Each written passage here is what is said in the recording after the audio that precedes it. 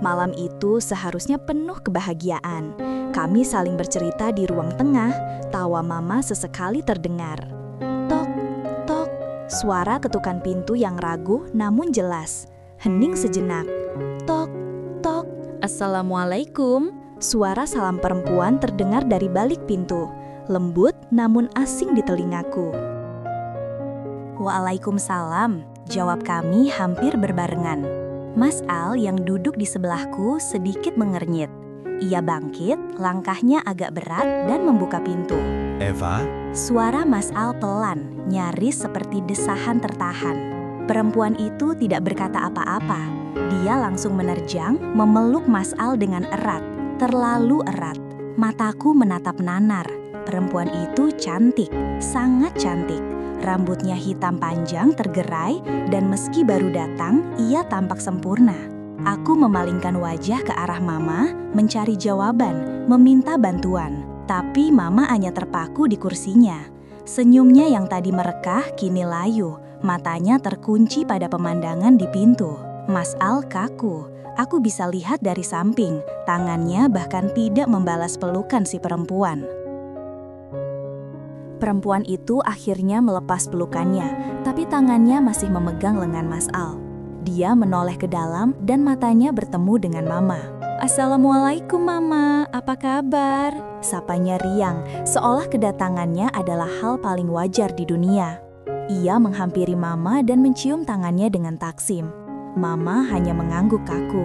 Lalu mata perempuan itu beralih padaku. Wajah cantiknya menilaiku dari atas ke bawah, sekilas, tapi cukup untuk membuatku merasa kecil. Ini siapa, Mas? Masih dengan senyum, tapi matanya tidak tersenyum. Mas Al tampak gelagapan. Dia menutup pintu dan berjalan ragu ke arahku. Eva, kenalkan, ini Sheila. Sheila, ini Eva. Aku mengulurkan tangan, berusaha menjaga sopan santun. Sheila.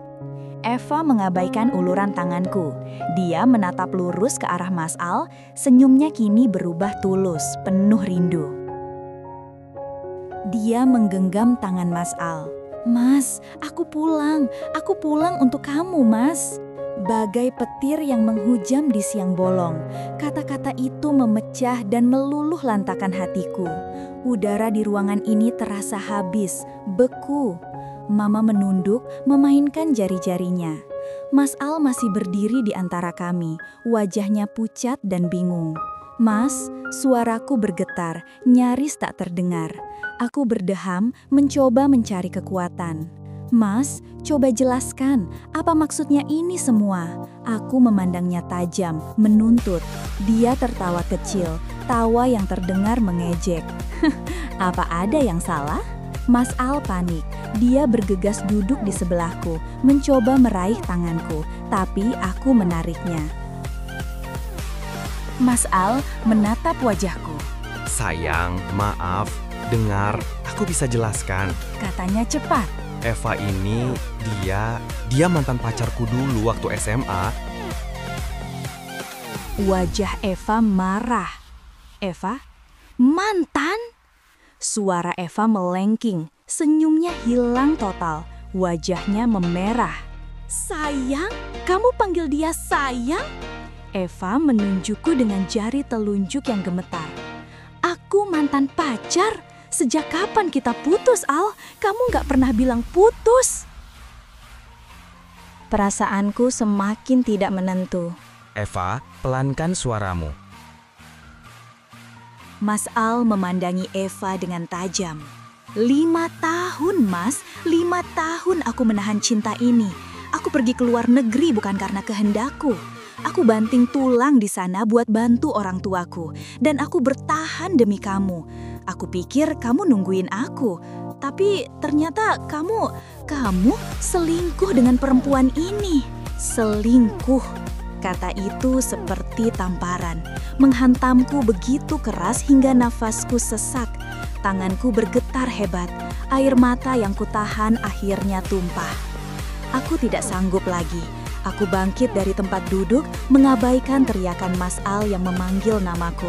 Aku berlari keluar rumah, menabrak pintu yang tadi ditutupnya. Aku tidak tahu arah jalan.